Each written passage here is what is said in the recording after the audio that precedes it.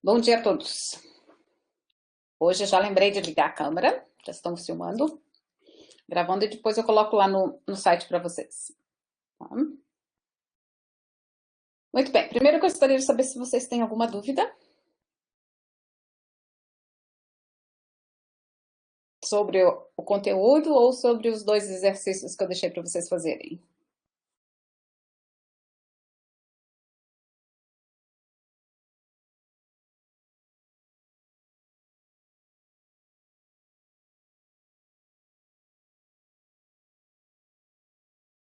Ok, então o canudo primeiro, né?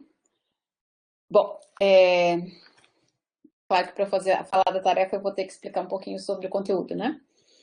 Bom, metáforas são uma das características mais fundamentais que a gente tem para interfaces ou, na realidade, qualquer outro trabalho que vocês têm como no design. Porque a gente tem usado metáforas sempre. Né?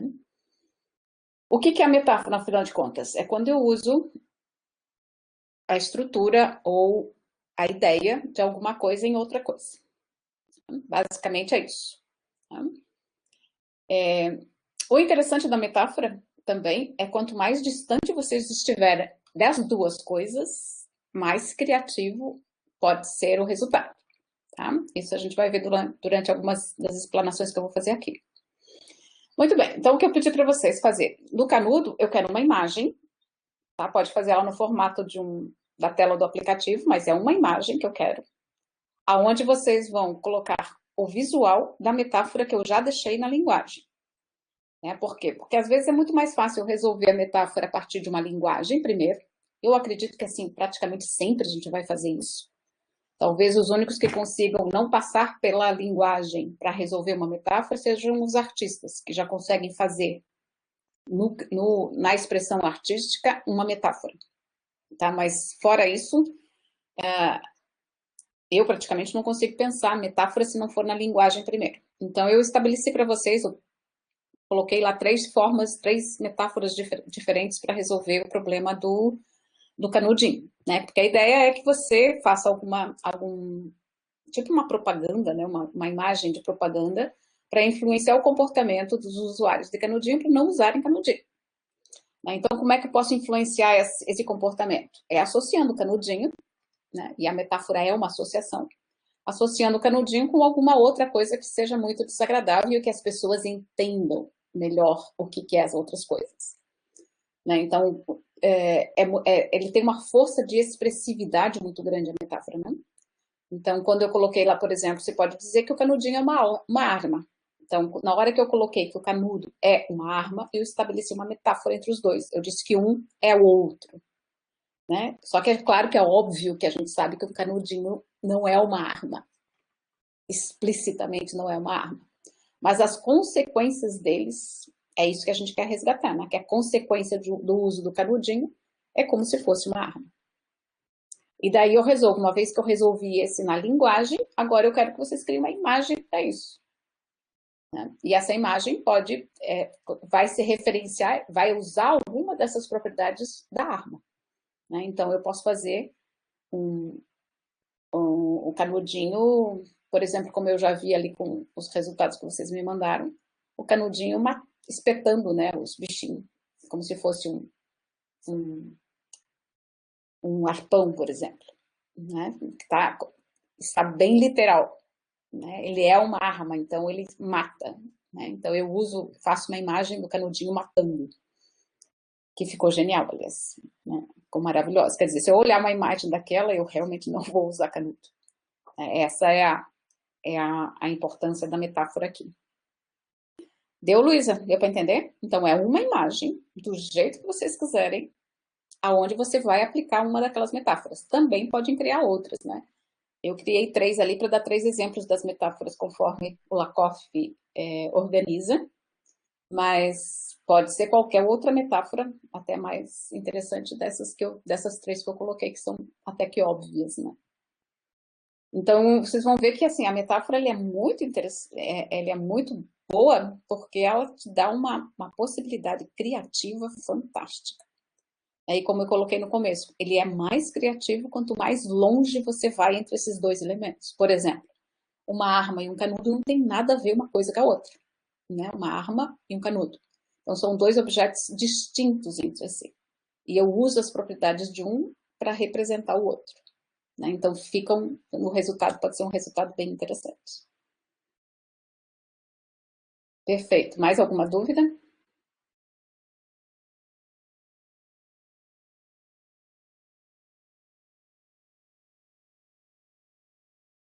Ok, então eu vou passar. Bom, qualquer dúvida que apareça, vai colocando aí, os meninos me ajudam a verificar se vocês postaram alguma dúvida para a gente resolver no meio do caminho, né?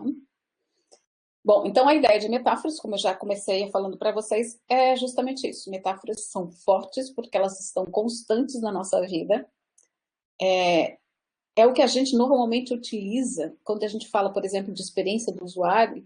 De certa forma, a minha experiência anterior faz com que eu já tenha uma predisposição para utilizar ou para aplicar no objeto que eu não conheço, né? Então, eu utilizo tudo aquilo que eu conheço dos outros objetos. E quando eu consigo fazer essa relação com algum outro objeto, é esse objeto que eu trago para fazer a minha experimentação com os objetos novos, né? Então, vamos ver um pouquinho mais sobre metáforas aqui. Por exemplo, na computação, a metáfora é extremamente utilizada, né? Porque não tem nada mais abstrato que um computador. Agora nem tanto porque, quer dizer, agora muito mais, eu diria, porque vocês normalmente utilizam um computador que não dá nem para a gente abrir, né? Mas quando eu comecei a usar computador, quer dizer, eu comecei a usar os primeiros computadores, né? Porque eu passei toda a minha universidade sem ter o computador. Então, o computador só apareceu, assim, possível de ser comprado quando eu já estava formada. E naquela época o computador era muito, muito caro. Então, a gente comprava o computador por pedaços. E era muito comum a gente ir até o Paraguai para comprar lá os pedaços e ir trazendo pedaço por pedaço e depois montava o computador em casa. Então, se vocês acham que é penoso o computador que vocês não têm ideia do que a gente passou. Então, por exemplo, a gente ia para o Paraguai e primeiro comprava só a carcaça, a caixa dele, e o monitor, às vezes, né? Trazia os dois. Tá. Depois você comprava a placa-mãe, que é a placa do computador em si, e colocava dentro. Daí depois você comprava essas coisinhas aí, que é as memórias, né? Que nada mais é que um pente aonde você colocava na placa-mãe, encaixava no slot correto. Ou seja, todo mundo que usava computador na época era também um pouco engenheiro, porque, porque praticamente não tinha, era muito, muito caro para comprar um computador já montado, né, fechado. E isso também fez com que a gente fosse, o Brasil tivesse uma linha de trabalho com o IBM muito maior do que com a Apple, que não tinha como fazer isso, né? A Apple, o computador já vinha fechado, não tinha como abrir ele para montar. E não tinha como comprar pedaços dele para ir montando. Então, a gente acabou usando a IBM por muito tempo. A Apple só chegou no mercado brasileiro, ok, uns 10 anos atrás, talvez nem isso, 7 anos atrás, que ele ficou, quer dizer, razoável, né? Hoje eu já não acho mais nem razoável. Mas ele ficou pelo menos assim, não é tão absurdamente diferente o preço. Então, para nós, o computador ele era um pouco mais concreto porque eu enxergava essas partes dele. Agora que a gente não enxerga parte nenhuma, ele se tornou completamente abstrato, ou seja, ele é uma caixa. Que se não tiver interface na frente, você não faz absolutamente nada com ele também, né? E essa foi a grande característica da Apple, né? Também que ela já começou com uma interface gráfica, que é muito mais fácil eu mexer com alguma coisa que seja gráfica do que com uma tela preta que aparecia para mim do DOS, onde eu tinha que saber computação para conseguir mexer com o computador, né? Então, a metáfora ele entrou justamente nesse momento onde que foi o engenheiro que começou a fazer interface, onde o engenheiro tinha que fazer uma interface para um arquivo, por exemplo, né? Onde no real eu utilizava uma folha de papel e escrevia nele, isso era para mim era um documento, e agora no computador ele não é nada, na realidade tudo no computador é uma sequência de 1 e 0, tudo, absolutamente tudo é 1 e 0. Não dava para eu pedir para alguém, um leigo, escrever em 1 e 0 alguma coisa, né? É fora de qualquer compreensão humana. Fora os engenheiros, claro, que leem naturalmente a linguagem 1 e 0. Então, o que foi feito? Naturalmente, se imaginou, tá, eu tenho que transportar esse documento que está aqui em cima da minha mesa para o computador. Como é que eu vou representar isso? Fizeram uma metáfora, ou seja, vou representar exatamente como se fosse um documento, porque documento eu entendo, né? Eu sei o que é um documento. Também sei que os documentos são guardados dentro de pasta. Então, pasta é a mesma coisa que eu utilizava no mundo real. Claro que para vocês isso tudo também é loucura, porque vocês nunca usaram uma pasta de computador, uma pasta de documentos, né? Mas a ideia ficou, né? Agora vocês aprendem porque está ali, vocês têm que aprender. Da mesma forma que vocês aprendem que um ícone de disquete significa salvar, se vocês nunca usaram um disquete na vida, né? Por isso que hoje tem uma ruptura maior com esses tipos de representações, né? Que a gente vai dar uma olhadinha para frente. Por quê? Porque vocês nunca viram isso. Então, para vocês aprenderem que o disquete é salvar ou qualquer outro ícone é salvar, o trabalho é o mesmo, né? Então, já começa a mudar um pouco essa linguagem gráfica do computador. Tudo bem até aqui? Vou considerar que sim, né? Então, de cara, a gente já pode afirmar que a metáfora é sempre inexata, porque ela não é a coisa, é só um empréstimo que eu faço das características de uma coisa na outra. Sempre vou ter que interpretar essa metáfora em vários níveis, porque se eu não souber o que é uma arma, por exemplo, né, não adianta nada você me dizer que o canudinho é uma arma, que para mim não vai ter o menor sentido, né? Então, ela é muito cultural, serve para a cultura onde eu estou enraizado, né? Também ela funciona dentro desse sistema conceitual, né? Eu tenho que saber qual que é a relação entre os dois. E, como eu falei, também ele é um dos modelos mais interessantes para a gente fazer com que as pessoas aprendam coisas diferentes, né? Se eu já me referenciar uma coisa que ela já sabe, ou seja, ela vai trazer todo o conhecimento dela, daquela coisa, e tentar aplicar nessa nova coisa, que foi isso que o computador fez, as interfaces fizeram, né? Agora tem muita interface horrorosa, né? Tanto que no começo, por exemplo, essa era uma salinha de jogo, a metáfora era uma sala de jogo, mas que trazia todas as características dessa sala de jogo para a interface, que também não resolve, né? Porque aí fica tão confusa a coisa que embaralha tudo, né? Mesma coisa como os ícones que a gente usou muito tempo, por exemplo, da lixeira, uma vez era um íconezinho americano, quer dizer, era uma lixeira americana, uma lixeira grande, né, que a gente vê em filme de vez em quando. Aquelas lixeiras de lata grande com tampa, que era uma coisa assim que a gente nunca tinha usado no Brasil, né? Então também você aprendia que aquilo era uma lixeira, mas não tinha a associação direta com a lixeira. A ideia foi se transformando cada vez mais numa lixeira mais universal, digamos assim, né? Tanto que hoje também ele ajuda com o barulhinho, né? Cada vez que eu jogo alguma coisa na lixeira, ele faz o barulhinho de amassar o papel e jogar fora, ou seja, está reforçando o ato que eu estou fazendo naquele exemplo.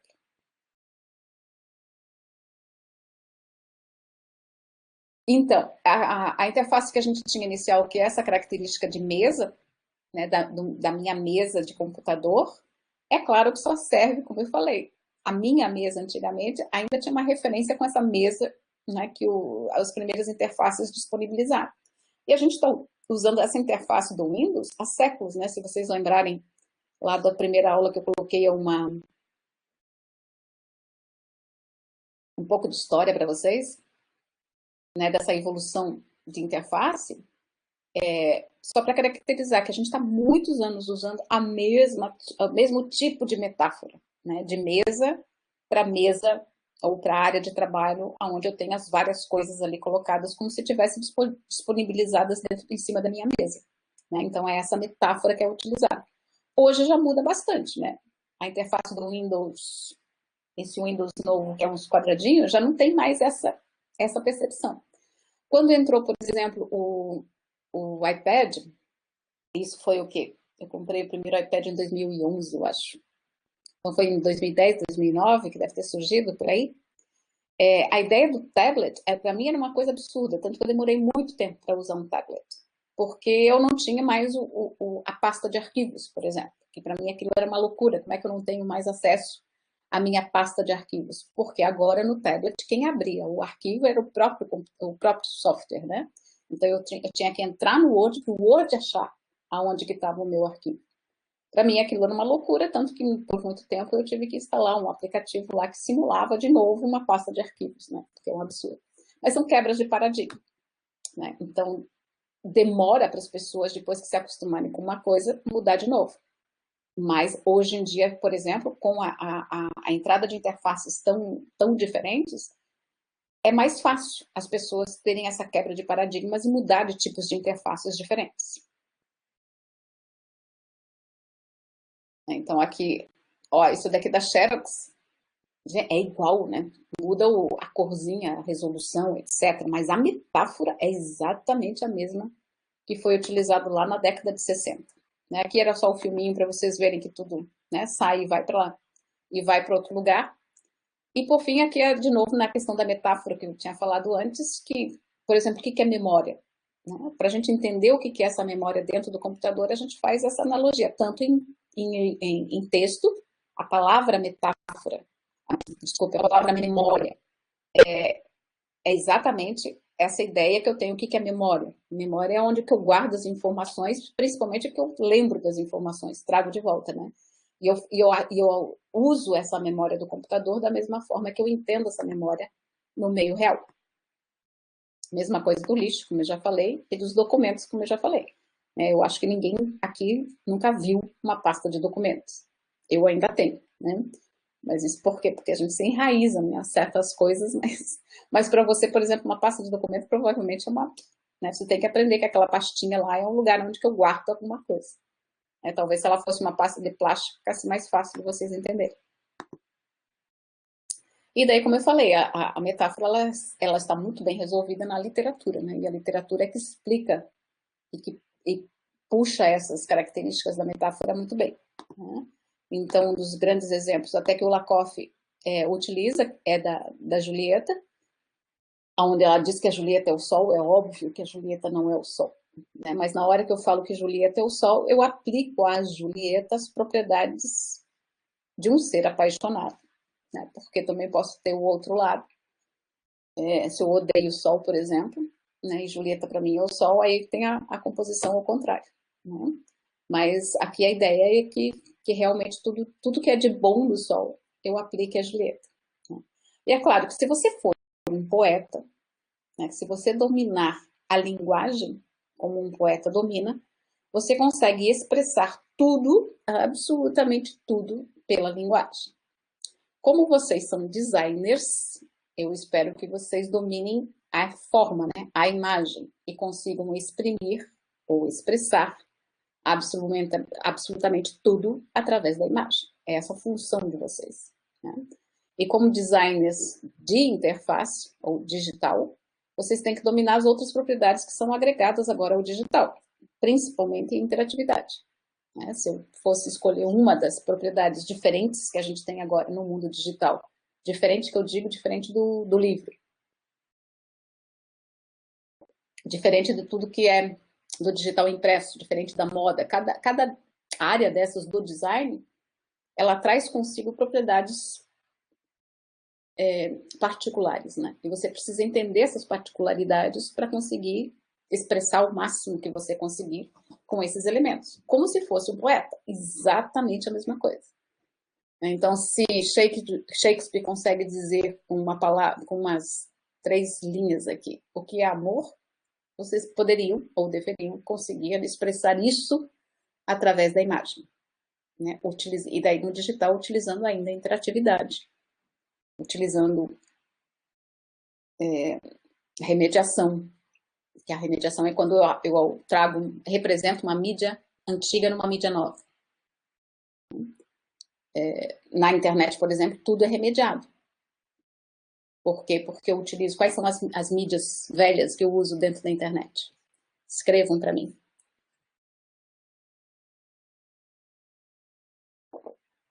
Uma, pelo menos uma, gente, pelo amor de Deus.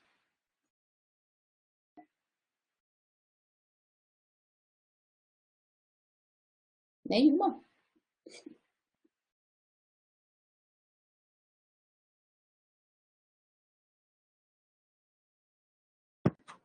Professora, Oi.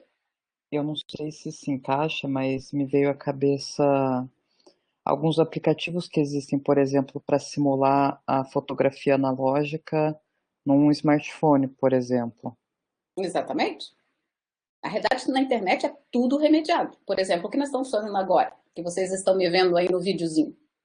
Esse videozinho digital remedia qual anterior dele? Antes da gente ter vídeo digital, a gente tinha o quê?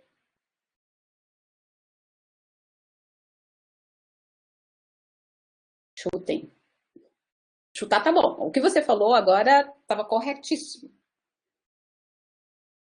Mas a câmera é um aparelho, né? A câmera é o físico. Antes de eu ter vídeo digital, eu tinha vídeo que eu vou chamar de analógico, tá? Isso, vídeo analógico. Então, antes de eu ter vídeo digital, eu tinha vídeo já analógico. Esse vídeo que a gente está fazendo aqui, esse vídeo que vocês estão vendo de mim, é uma remediação de um vídeo analógico. Ou seja, o que era um vídeo analógico? A gente até pode dizer que é cinema. Pode ser. O vídeo analógico remedia cinema. O cinema remedia quem? Antes de eu ter cinema, o que eu tinha? Teatro, parabéns, isso, maravilhoso. É exatamente isso. Né? Então, o teatro, o cinema remedia o teatro. O teatro remedia o quê? Isto, literatura, muito bom. É isso mesmo, Bruno. Ou seja, tudo é remediação, tudo é uma representação de uma mídia antiga numa mídia nova, até que ela comece a ter suas próprias características. A internet, por exemplo, ou a web, vou pegar só a web. A web está começando, não, ela já está assim, bem adiantada, com uma linguagem própria dela, que até muito pouco tempo atrás era uma cópia de tudo. Tanto que assim, as primeiras interfaces que eu mostrei lá para vocês, naquela breve história da interface, era uma remediação de texto. Eles simplesmente pegavam o texto e jogavam para dentro da internet. Né? Como eu falei para vocês lá do nosso ponto de ônibus, né? A primeira remediação que vocês poderiam ter feito do ponto de ônibus é ter ido lá tirado uma foto daquele ponto de ônibus e ter colocado para mim. Ali, ó, tá digitalizado, o ponto de ônibus digitalizou-se. Né? Então, eu peguei o ponto de ônibus real e remediei aquele ponto de ônibus para dentro de outra mídia, representei ele dentro de uma outra mídia, que era dentro do mundo digital, através de uma fotografia. Tá? Bom, mas isso é só um paralelo. Por que eu estava falando em remediação? Agora eu me esqueci. Daqui a pouco eu pego o fio da meada de novo. Enfim, vamos para frente. Então, o que vocês precisam fazer no digital é isso. É utilizar dessa compreensão do que é a metáfora e representá-la visualmente. Né? Aí eu estava falando de remediação porque é uma das características do mundo digital. Né? Sabendo quais são esses princípios que a gente tem no mundo digital. O principal deles, o mais amplo, o mais severo, é a interatividade. Que é a grande diferença que eu tenho entre esse vídeo agora e o nosso vídeo analógico. Agora vocês podem falar comigo já, né? Ou seja, existe uma interatividade aqui. Né? Vocês podem falar e eu respondo. Isso nunca aconteceria no vídeo analógico antigamente, que vocês iam ver, se vocês tivessem qualquer dúvida, vocês iam mandar para mim. Que é mais ou menos minha videoaula ali em cima, não? Tá? Porque é onde a gente não tem uma interatividade com aquele objeto. Você simplesmente fica na frente dele passivamente e aceita o que vem. Tá? Aliás, eu preciso começar a colocar a interatividade nos meus vídeos, né? Vou procurar no próximo já fazer. Fica o desafio aí para o Arthur que vai dar a próxima aula. Tem como, né? O YouTube deixa a gente colocar link. Né? Então, se eu colocar um link naquele vídeo, ele já se tornou interativo. Deveria ser feito isso. Tá? Isso é minha culpa mesmo, porque... Mas, enfim, eu vou falando para vocês e depois a gente mesmo vai melhorando aquelas coisas que eu mesmo falo, né? Mas deu para entender? Ou seja, interatividade é uma propriedade do digital e, portanto, vocês têm que explorar a interatividade. Porque senão vocês ficam numa remediação muito baixa. Né? Vocês ficam simplesmente tirando fotografia digital do ponto de ônibus, né? Por aí. Ou seja, não explora as qualidades que você tem dentro do digital. Ok. Né? Então, Julieta é o Sol, a gente entendeu muito bem. Aristóteles fala a mesma coisa, né? E, inclusive, ele vai dizer que quer dar à coisa um nome que pertence a outra coisa, exatamente isso que eu falo, e por isso que eu contei a historinha aqui que eu conto para os meus orientandos, né, Arthur e Christian, espero que eles digam sim, professor, você já falou isso. Talvez eu não tenha falado para eles. Mas, enfim, eu considero a pesquisa, ou construir uma tese, ou construir uma dissertação, como uma colcha de retalhos, né? Onde você vai pegando os pedacinhos, vai colocando todos eles juntos, e no final, que praticamente a gente nunca vê, mas que deveria existir, é essa costura entre esses pedacinhos. De tal forma que o arranjo entre esses pedaços forme uma coisa completamente nova, com um desenho completamente novo. Normalmente o que a gente vê nas dissertações e nas teses é esses pedaços, esses retalhos das coisas largados, né? Simplesmente estão todos ali, mas não existe nenhuma costura, nenhum movimento, nenhuma construção de um objeto novo. Então essa é uma metáfora que eu uso da colcha de retalhos. Que fica mais fácil para eles entenderem quando eu digo que você tem que costurar, você tem que fazer diálogo entre os autores, etc. Então, quando eu falo da história da colcha de retalhos, a princípio fica mais claro para eles o que eu estou esperando. Certo, Arthur e Christian? Eu tinha contado já para vocês a história da metáfora, não? Ah, que bom. Então é isso. Quando eu consigo achar uma metáfora dessas, eu já tenho meio caminho andado, né? Porque daí eu tenho a ideia. Vocês podem até dizer que a metáfora é o conceito, mas não é, tá? São coisas diferentes. Metáfora é essa ideia, é da onde que eu vou extrair características para jogar para o meu outro objeto. Então, aqui na cultura da interface, o Johnson também vai defender. Johnson é um dos principais autores que a gente tem na metáforas, tá? Se vocês têm o livro dele, do Metaphors We Live By, na biblioteca, quando a gente conseguir voltar, é um livro que vale a pena ler, só que ele só tem em inglês, se eu não me engano, tá? Eu nunca vi uma tradução dele. Mas a dissertação que eu deixei lá para vocês lerem, do Lucas, acredito, ele usou o livro como base para escrever uma dissertação e aplicou a metáfora na interface. Então já ajuda também vocês, porque todas as ideias que a gente tem de como é que eu passo uma... Porque, olha, veja o seguinte, o computador ele é um pouco difícil da gente falar de interfaces digitais, porque a gente está tão absurdamente envolvida com ela que a gente não enxerga mais a interface. Porque ele é comum para mim. É tão razoável para mim passar a página clicando na seta para a direita que eu nunca me perguntei por que eu vou para a direita e não vou para a esquerda. Por quê? Quem é que disse que eu tenho que passar uma página e ir para a direita?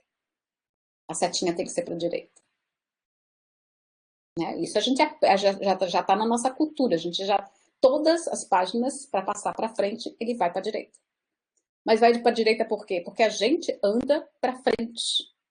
Direita para frente é tudo positivo, para trás e para baixo é tudo negativo. Isso é minha posição espacial, meu corpo diz isso. Né? E isso são metáforas fortíssimas que funcionam muito bem. Né? E elas são trazidas sempre para cá. Então, se você quiser quebrar a metáfora, mas daí você tem que ser meio artístico, daí é que nem quando você domina muito bem o equilíbrio e faz uma composição completamente desequilibrada, porque você quer o desequilíbrio, né? Só que não tem como você pintar um quadro abstrato sem saber fazer um quadro realista. Não existe pulo, né? Começo a ser um pintor abstrato de cara. Daí vai ser aqueles abstratos que tem por aí, que é um horror dos horrores, né? Uma coisa assim. E como é que eu acho a essência da arte aí? Porque se eu não sei fazer um realista, eu jamais vou saber quebrar o real. Né? Eu tenho que fazer esse caminho. Então, do mesmo jeito aqui, você tem que dominar muito bem metáfora para quebrar a metáfora. E daí vocês têm designers conceituais, né? Aquele tipo de design que ganha concurso. Né? Design que ganha concurso normalmente é conceitual, ou seja, ele quebra alguma coisa que a gente estava acostumado. Tá? Então, eu já falei do Lakoff e do Johnson, que fala, né, que eles também acreditam que fundamentalmente a gente trabalha nosso sistema biológico do mesmo jeito que ele é narrativo, ele é metafórico. Né? Ele trabalha com essa questão de metáforas muito bem. Né? E por isso que no livro deles eles vão defender esses vários tipos de metáfora. E daí eles têm essas duas diferenças entre o teor e o veículo, né? Teor é o significado, só para a gente saber quando ele falar em teor o que significa. Teor é o significado, veículo é quem carrega. Né? Então, o Sol, por exemplo, é o veículo. Né? E tudo aquilo que eu identifico a partir do Sol são os teores, né? Do mesmo jeito, metáforas estruturais que eles vão chamar é quando eu relaciono uma atividade a uma experiência, né, em relação a outra. Então, quando eu tenho experiência ou atividades, eu estou fazendo uma metáfora estrutural. É uma das mais fortes, normalmente. Né? Então, por exemplo, quando eu digo que a discussão é uma guerra, eu posso aplicar tudo aquilo que significa de guerra para dentro de uma discussão. Portanto, eu posso ganhar uma discussão. São coisas tão encalacradas na nossa cultura, né? Ou na realidade, na nossa conversa. Eu sempre falo em metáforas, né? Que são conceitos. Uma discussão é uma coisa completamente abstrata. Né? De repente, eu aplico à discussão alguma coisa que se refere a outra coisa. Uma guerra é uma coisa concreta. Ela termina, ela começa, eu ganho. Né? Então, essas atitudes ou funções que tem dentro de uma guerra, eu consigo aplicar para uma discussão. Claro que uma vez que eu estabeleço uma metáfora, eu estou assumindo isso. Né? Isso é uma escolha tua como autor, principalmente. Né? Então, aqui eu fiz várias metáforas que ele mesmo coloca no livro para a gente entender como é que eu utilizo. As ontológicas também é bastante interessante, porque é quando eu referencio uma coisa a uma pessoa, né, e aí eu atribuo todas as qualidades daquela pessoa para a coisa, para o fenômeno. Né, isso ajuda bastante. Então, por exemplo, a inflação é um adversário, da mesma forma lá que era a função da guerra. Né? Inflação é uma coisa que também é completamente abstrata. Agora, um adversário eu sempre quero. Né? A ideia do adversário ele é muito forte para mim. Né? E com isso eu consigo proporcionar todas as qualidades e as ações que eu faria sobre esse adversário para a questão da inflação, para a questão da empresa, questão da mulher ali, da lua. E as orientacionais, como eu falei antes, né? Nós somos seres verticais que caminhamos para frente. Portanto, tudo que está para frente é positivo, tudo que está para cima é positivo. Por isso que a gente tem essa ideia, né, que o inferno está embaixo. Daí eu sempre fico pensando, quando eu vejo esses filmes que eles vão para o espaço, que não tem mais embaixo nem em cima, né? Deve ser horrível perder esse sentido de orientação. Mas as orientacionais são muito fortes, muito fortes. E como eu falei, praticamente toda interface ela é montada em cima de metáforas. Uma vez eu estava numa conferência também, e alguém, não me lembro mais de quem, mas que perguntou assim, mas por que existe uma janela que seja brasileira, por exemplo, porque a gente está tão acostumado a usar essas janelas que vêm de softwares estrangeiros que a gente nunca imaginou se pudéssemos ter uma janela brasileira. Nunca respondi a pergunta, mas fica para vocês pensarem. Né? A ideia da web é justamente isso, né? Por que é uma web? Quando eu falo internet, primeiro que é difícil da gente entender o que é internet. Vocês sabem o que é internet? De vez em quando eu dava uma aula sobre internet. O que é internet? Se vocês não falarem nada, eu vou considerar que vocês sabem o que é uma internet. Então, vocês sabem o que é uma internet. Tá. Então, uma vez que essa internet se estabiliza, o que é? Que é essa rede de computadores malucas, né, onde todos os computadores estão conectados de certa forma, fica claro de eu imaginar quando eu falo que é uma web. Né? Ou janelas. Né? A janela, qual que é a propriedade da janela que foi utilizada ao fazer as interfaces? Porque na hora que eu abro a janela, ela tem a ver com o frame, né? Com o enquadramento. Na hora que a minha janela ela enquadra só um pedaço daquilo que eu enxergo lá para fora. Né? O resto do mundo desaparece. Eu só enxergo isso que está na minha janela. Né? É essa ideia que foi trazida para dentro das interfaces. Mesma coisa nuvens. Né? Quando a gente fala, não, E é divertido porque cada vez que aparece uma metáfora assim meia nova, as pessoas acham que as coisas realmente ficam nas nuvens. Né? Tá lá. em algum lugar solto no espaço sideral na forma de uma nuvem. E na realidade não está, né? Está num computador, esses computadores gigantes, em algum lugar, nos Estados Unidos, na Rússia, na Índia, ou seja lá, em qual, né, país estiver. Mas ele é muito concreto, não tem nada de nuvem, né, a ideia da nuvem.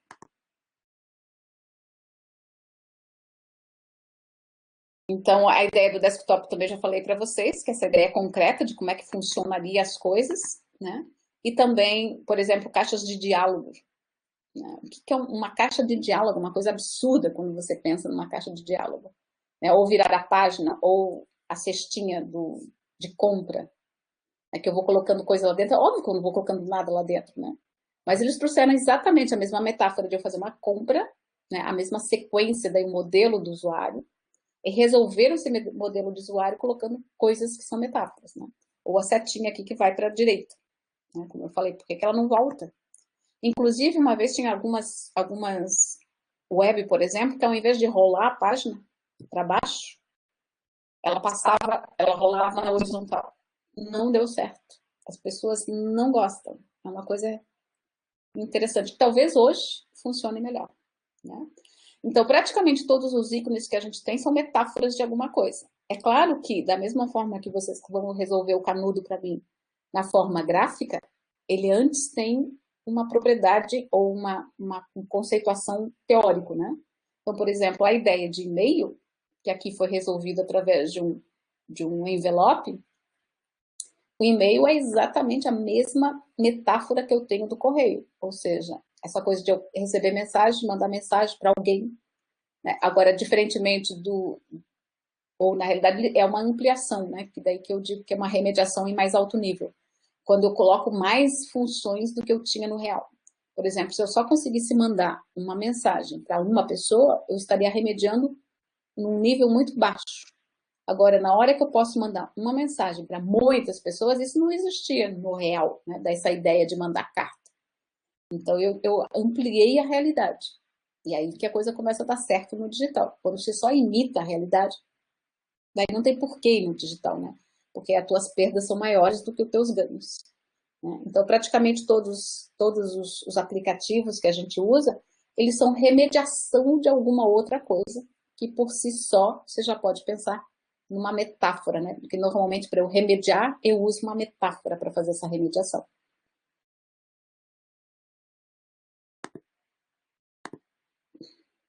E daí que eu pedi para vocês fazerem o meu canudinho.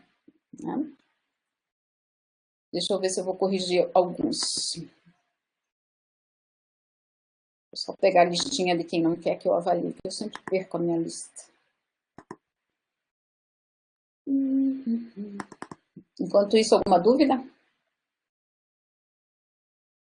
Eu acho assim, interface para mim é genial. Eu amo interface. Tem gente que odeia interface, tá? Interface, desculpa, metáfora. Nem tudo é um mar de rosas. Mas eu, particularmente, acho que metáforas, assim, vale a pena focar um pouquinho nela, porque como fonte de criação, ela é maior, é perfeito. Assim, você não sabe o que fazer, aplica uma metáfora que vai embora, né? Abre mil possibilidades para você poder atuar naquilo.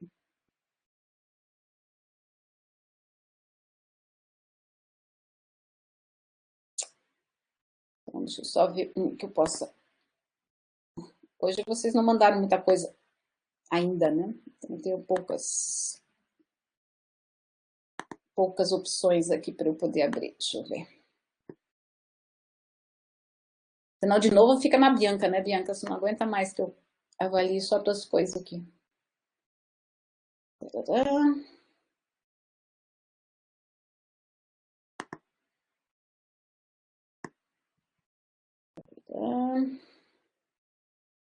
O único que eu posso corrigir é que é da Bianca, então vai da Bianca. Falem. Não? Tá, então, deixa eu ver se eu consigo compartilhar com vocês agora.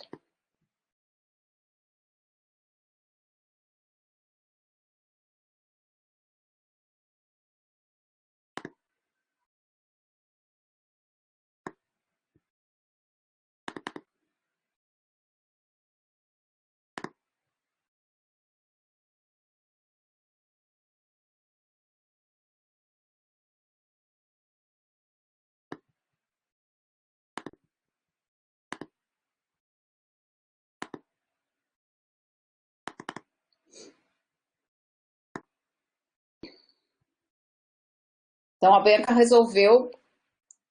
Deixa eu ver se eu... Qual dos três que você utilizou, Bianca? Nem eu me lembro. Eu tinha colocado que o canudinho é uma arma, que o canudinho é o quê? Te leva para baixo. E...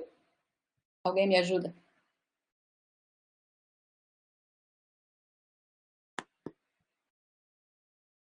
Ninguém me ajuda.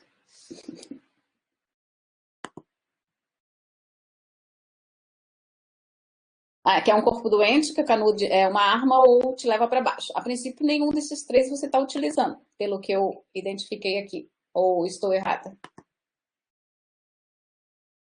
Mas a forma de você... A metáfora que seria qual? Eu estou acabando com...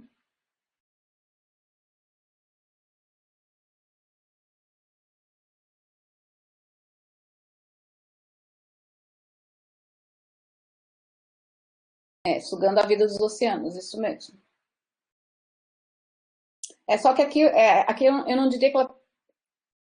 Talvez você pudesse modificar, porque ela não é tão forte assim, né? Oi, prof. Eu Oi. pensei no canudinho como se ele estivesse sugando a vida dos oceanos. É isso que dá para entender. Mas talvez assim, como ele não fica tão forte, porque parece que os peixinhos ali, por exemplo, eles podiam ser só tipo açúcar, sabe? Ele não tem um apelo muito forte, mas resolve.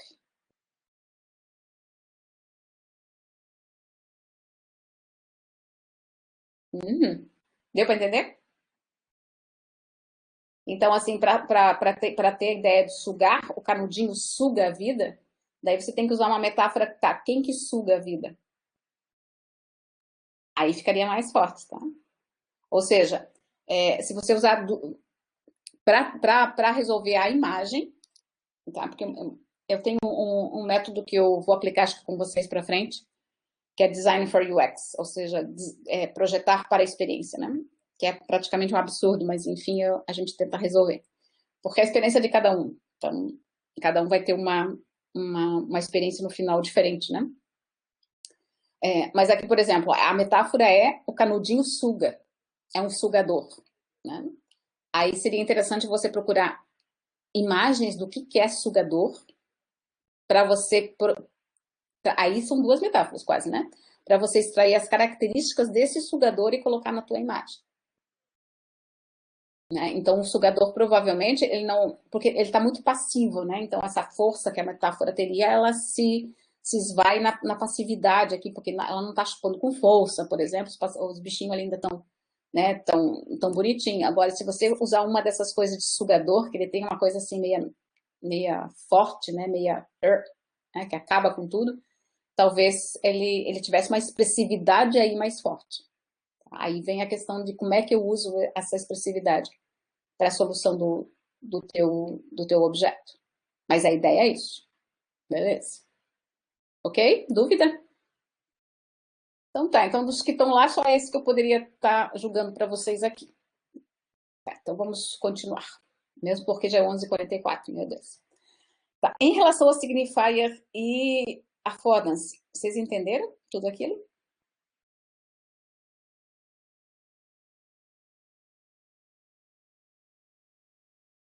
Sim, não, muito pelo contrário. Tá, tem o texto que eu deixei lá para vocês olharem, de affordance, é um dos melhores que eu já li. Tá? Então, se vocês puderem ler, ele vai muito além daquilo que eu coloquei para vocês, explicando o que é affordance e o que é signifier. Né? Mas, brevemente, affordance, ele é sempre uma solução que eu encontro para entender um objeto. E quem me dá essa solução, normalmente, é uma conversa entre o meu corpo e aquilo que eu vejo do objeto. As possibilidades que eu tenho de ação do objeto. Tá? Então, basicamente, a affordance tem a ver com essas características físicas do objeto e físicas do meu corpo. Por isso que não existe affordance no meio digital. Tá? Para mim, sempre foi um absurdo falar em affordance, do meio digital, porque se eu não tenho nem o corpo lá dentro e nem o objeto lá dentro, eu não posso ter affordancy. Tem outra coisa qualquer, por exemplo, o signifier. Ou affordance percebida, mas também só utilizar o nome de affordance percebida, para mim, já é uma agressão à coitada da affordance, que é uma propriedade física do mundo real. Tudo bem até aí?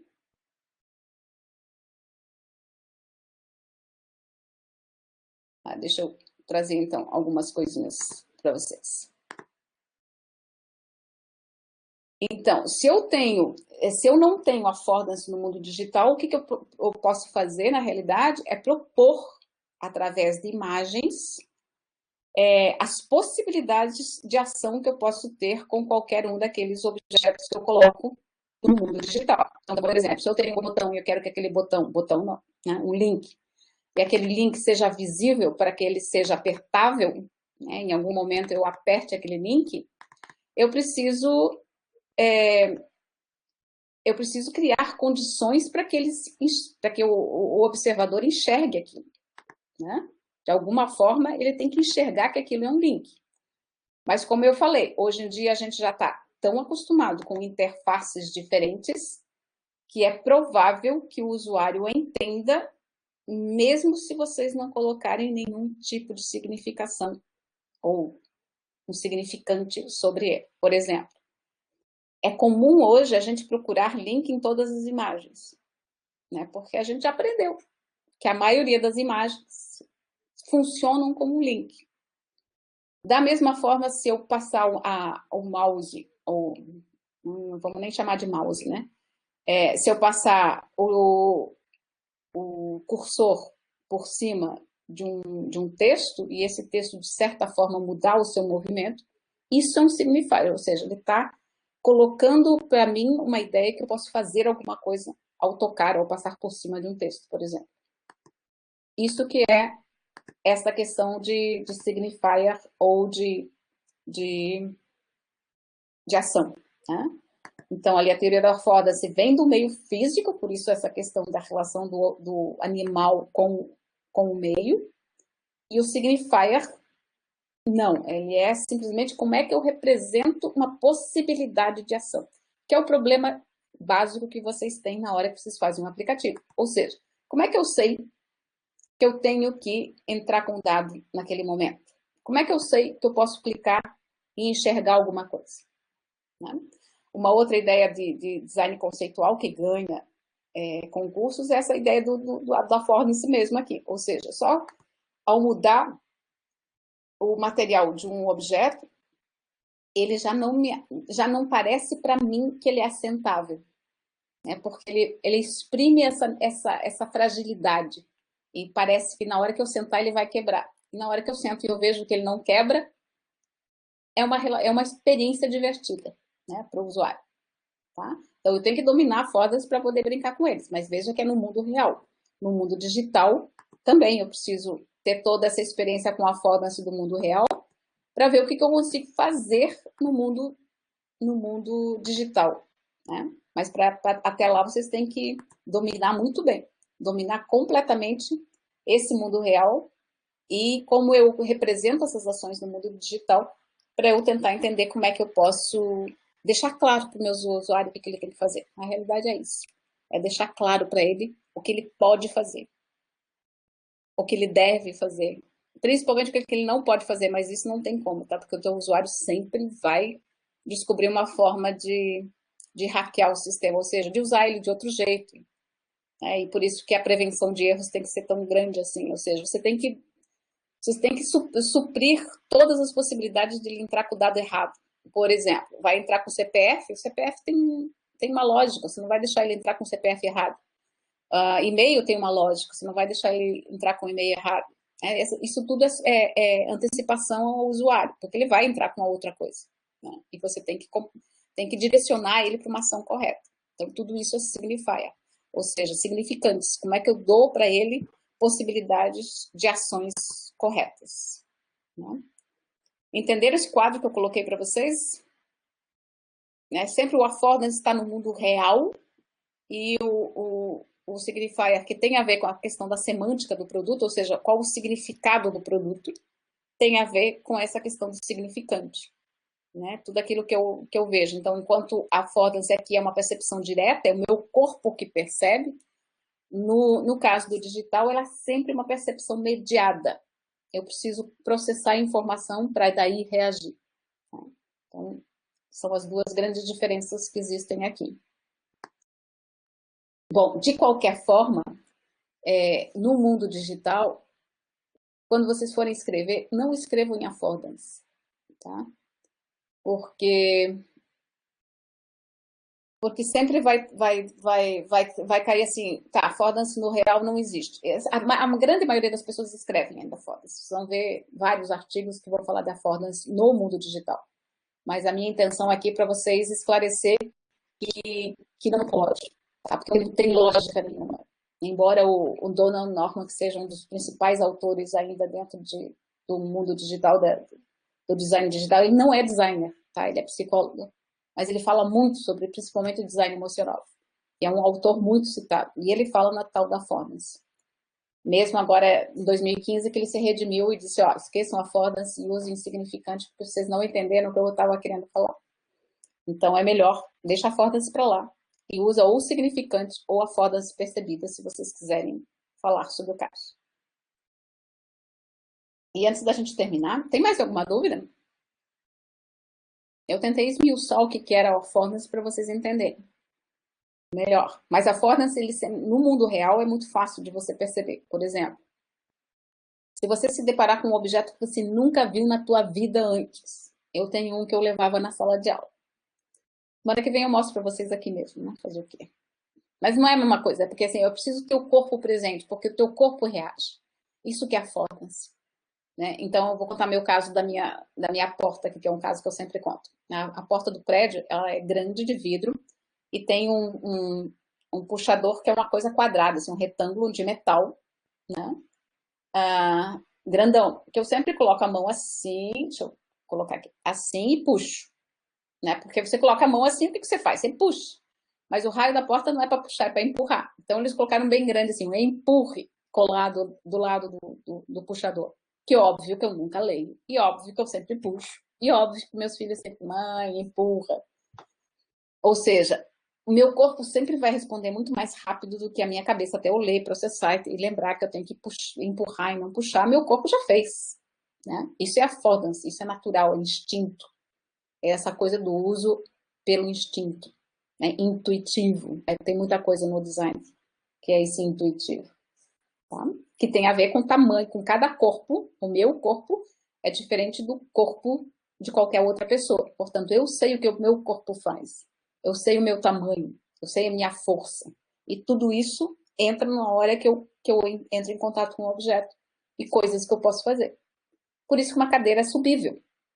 E as pessoas sobem nas cadeiras. Né? E o designer quer que ele não suba na cadeira. Não adianta. Né? Não adianta. O affordance é sempre mais forte do que o uso correto dos objetos. Tá? E antes da gente terminar, mais uma coisinha que eu queria falar com vocês. Daí o Christian me ajuda. Eu vou pedir para vocês fazerem um podcast sobre qualquer um dos assuntos que a gente está abordando durante esses encontros. Tá? Um podcast, e eu deixei para vocês ali, eu deixei não, na realidade foi o Christian que entrou em contato com o pessoal que criou esse podcast para vocês, exclusivo para vocês, aonde eles explicam como fazer podcasts.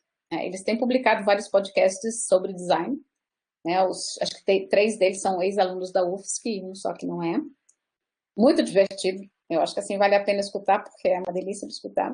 E eles explicam mais ou menos assim como fazer um podcast. E eu queria que vocês fizessem um podcast sobre qualquer assunto que a gente está vendo aqui, os próximos também. Escolhe um daquela lista lá. De 3 a 5 minutos. Tá? E até dia 9 de novembro, que é quando a gente começa a se dedicar um pouco mais ao projeto aqui. Tá? O Christian, durante a semana, vai passar para vocês algumas outras informações sobre como criar podcast, quais são os aplicativos ou softwares melhores para editar o som. Na realidade, um podcast. Por que a intenção do podcast? Deixa eu só explicar. O podcast, primeiro, porque ele é só som. Né? primeira questão é essa, ou seja, vocês vão explicar para mim, através da linguagem, alguma coisa. E como eu tenho insistido para vocês aqui, vocês precisam usar mais de uma forma de linguagem, às vezes, para entender uma única coisa, né? Eu sei que vocês vão dominar o gráfico, mas para dominar o gráfico, o primeiro processamento é sempre na linguagem. Então, vocês precisam falar sobre a coisa.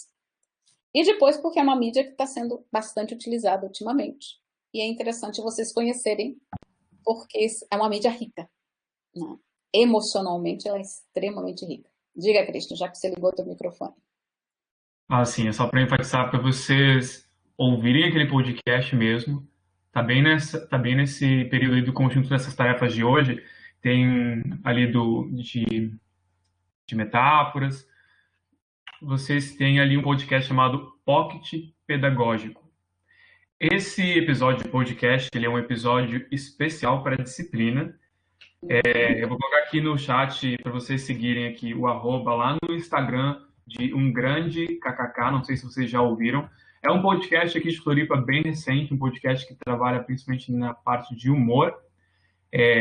3 dos criadores são designers e uma é jornalista, então eles têm um conteúdo bem legal, vocês podem dar uma olhada também ali no Instagram, como eles organizam essas informações também, de modo visual, o modo como eles fazem interação com as pessoas que conversam com eles para participar dos podcasts, tanto em forma de áudio quanto mensagem, e para vocês se inspirarem também para criar o podcast de vocês.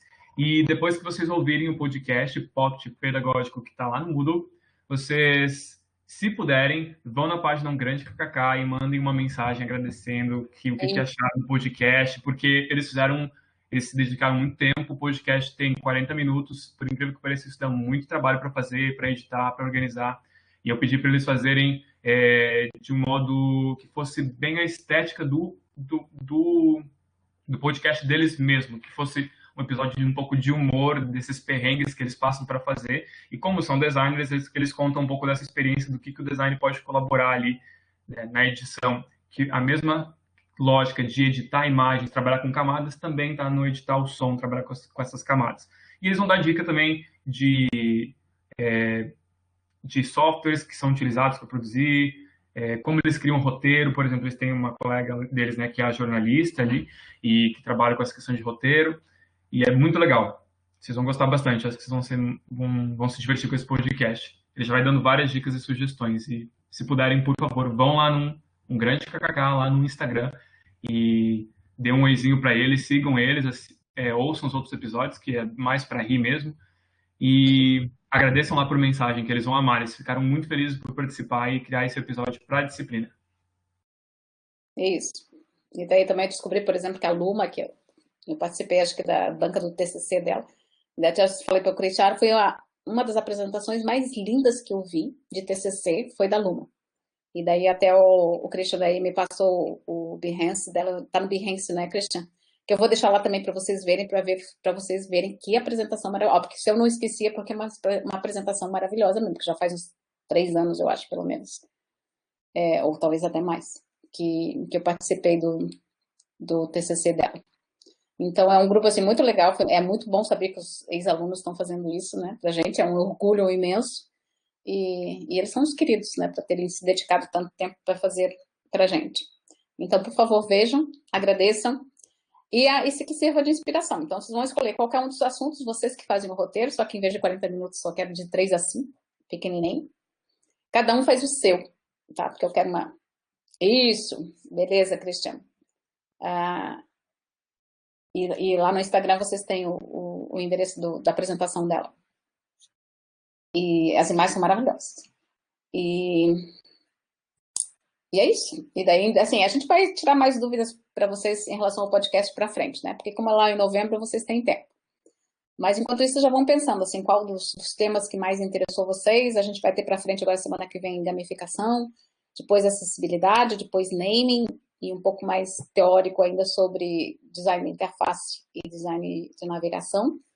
Mas são mais ou menos esses conjuntos de coisas que interessam para vocês. Se vocês quiserem outra coisa, por exemplo, também pode ser, eu quero sobre história, falar sobre história da interface, pode, qualquer coisa que seja relacionada ao design digital, né? Caracterizar bem que é o design digital. Feito? Dúvidas a gente vai tirando no meio do caminho. Então, para a semana que vem, a gente vai ter gamificação e até lá eu espero que vocês resolvam para mim o canudinho.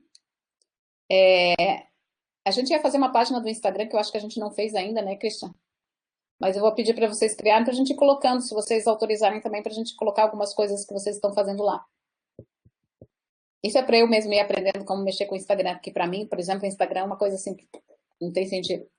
Então eu estou querendo dar sentido para o Instagram e para isso eu vou ter que usar várias formas diferentes e tentar me... Isso é coisa para mim, né? Porque essas mídias assim que são completamente diferentes de tudo aquilo que eu já usei na minha vida,